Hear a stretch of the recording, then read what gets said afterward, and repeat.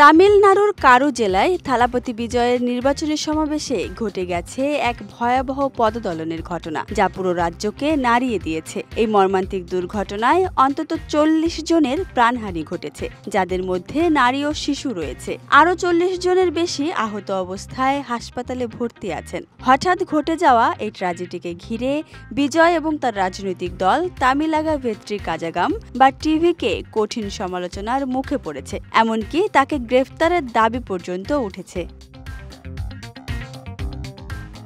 শনিবার বিকেলে কারুরের সমাবেশস্থলে উপস্থিত ছিলেন অন্তত ৩০,০০০ মানুষ।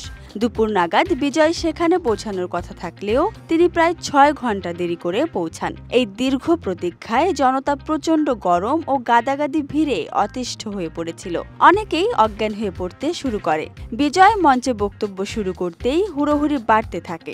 পরিস্থিতি বুঝে তিনি বক্তব্য থামিয়ে দেন এবং তার বিশেষভাবে তৈরি করা প্রচার বাস থেকে ভিড়ের দিকে পানি ছুড়ে দেন। কিন্তু ততক্ষণে অনেকে তার কাছে যাওয়ার চেষ্টা করতে গিয়ে পড়ে যান, আর সেখান থেকেই শুরু হয় প্রাণঘাতী পদদলন।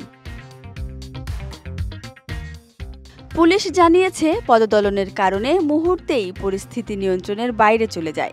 অ্যাম্বুলেন্স ভিড়ের মধ্যে আটকে পড়ে। আহতদের দ্রুত হাসপাতালে নিতে না পারায় মৃত্যুর সংখ্যা বাড়তে থাকে। তামিলনাড়ুর স্বাস্থ্যমন্ত্রী মা সুব্রামানিয়ান ঘটনাস্থলে গিয়ে জানান, এই দুর্ঘটনায় ৮ শিশু সহ ৩৬ জন নিহত হয়েছেন। আরও অনেকে হাসপাতালে মৃত্যুর সঙ্গে লড়াই করছেন।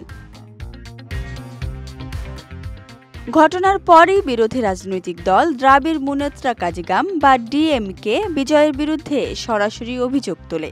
ডিএমকে নেতা সারনান আনন্দরাই বলেন, মানুষকে ইচ্ছাকৃতভাবে ৬ ঘন্টা রোদে দাঁড় করিয়ে রাখা হয়েছিল, যেন আরও বেশি ভিড় জমে। তার ভাষায়, এটি ছিল আয়োজকদের একটি পরিকল্পিত চাল এবং এর ফলে ফৌজদারি গাফিলতি ঘটেছে।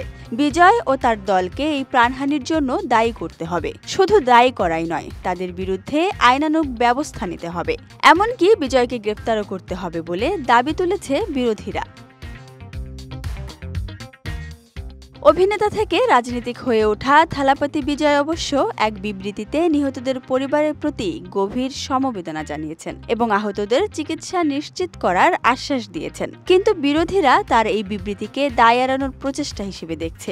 কারুরের এই ঘটনাকে ঘিরে এখন তামিল রাজনীতিতে তীব্র বিতর্ক শুরু হয়েছে।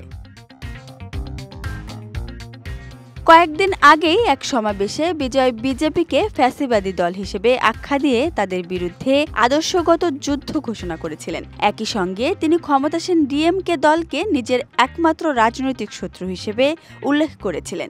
এর মাধ্যমে তিনি ২০২৬ সালের বিধানসভা নির্বাচনের রাজনৈতিক দামামা বাজিয়ে দিয়েছিলেন। কিন্তু কারুরের এই ভয়াবহ দুর্ঘটনা হঠাৎ করেই তার রাজনৈতিক ভবিষ্যৎকে অনিশ্চয়তায় ফেলে দিয়েছে। এখন প্রশ্ন উঠেছে, জনসভায় অব্যবস্থাপনা ও অবহেলার দায়ে কি সত্যিই থালাপতি বিজয়কে গ্রেফতার করা হবে, নাকি এই শোকাবহ পরিস্থিতি সামলে তিনি আবারও তার সমর্থকদের আস্থা ফিরে পেতে সক্ষম হবেন? শোক ও ক্ষোভে আচ্ছন্ন তামিলনাড়ুতে এখন এই প্রশ্নই ঘুরপাক খাচ্ছে। Desk report, Dhaka express.